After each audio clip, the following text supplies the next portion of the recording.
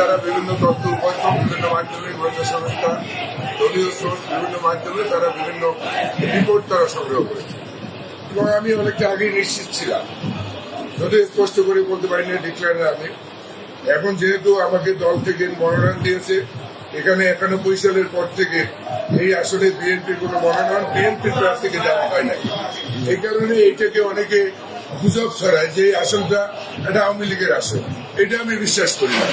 এইখানে অবশ্যই এনটি আওয়ামী লীগের ভোট আছে 70%, যেটা ইনশাল্লাহ ফেব্রুয়ারির নির্বাচনে আমরা জনগণের ভোটে ম্যান্ডেট নিয়ে আমরা সেটা প্রমাণ করব। এই আসনটা আওয়ামী লীগের নয়, ডানপন্থী আসন, বিএনপির আসন।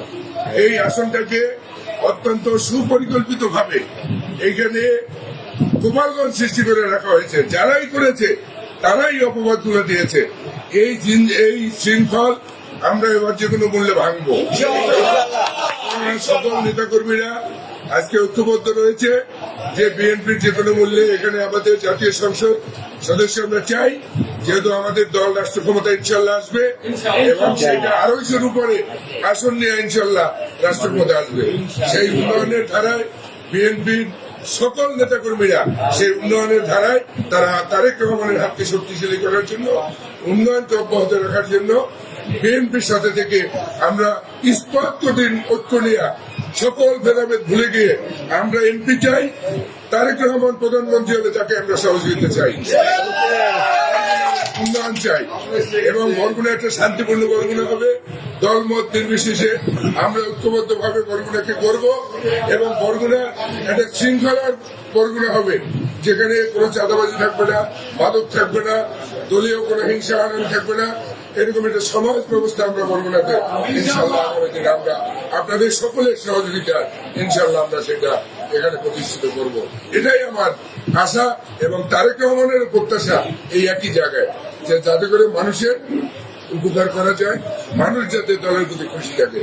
আজকে আমাকে দল থেকে মনোনয়ন দিয়েছে 91 সালে।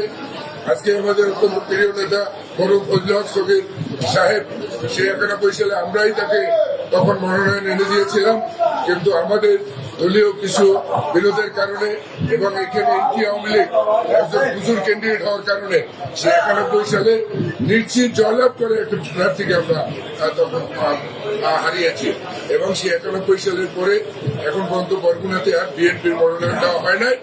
এই দীর্ঘ 40 বছর পরে এই সরাসরি বিএনপি করা একজনকে মনোনয়ন দিয়েছে।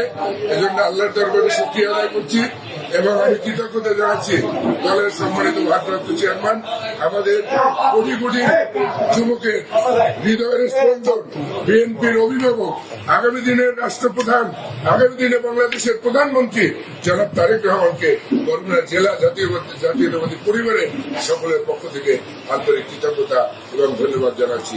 এবং ধন্যবাদ জানাচ্ছি আমাদের দেশ নেত্রী বেগম খালেদা জিয়া, যে এই দলটাকে দীর্ঘদিন অনেক নির্যাতন সহ্য করেছে, অনেক এই অপশক্তির বিরুদ্ধে 80 বছর বয়সেও তারা অন্তরীণ রয়েছে, কিন্তু সে মাথা নত করে নাই। সেই আমাদের দেশ মাতা আমাদের বেগম খালেদা জিয়ার প্রতি কৃতজ্ঞতা জানাচ্ছি, যে দীর্ঘ 40 বছর পরে আজকে বিএনপির একজন লোককে বরগুনায় মনোনীত করার জন্য